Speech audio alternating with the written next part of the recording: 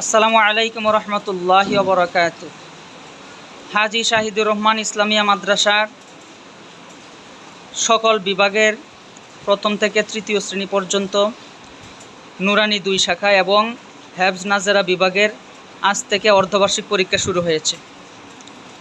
সকল ভিউয়ার্সদের কাছে অত্র প্রতিষ্ঠানের সকল ছাত্র শিক্ষকের সুস্থতা এবং শারীরিক সক্ষমতা কামনা করি এবং ছাত্রদের উজ্জ্বল ভবিষ্যৎ কামনার্থে আপনারা সবাই তাদের জন্য দোয়া করবেন। আল্লাহ তাআলা যেন তাদের পরীক্ষার মধ্যে কামিয়াবি দান করেন।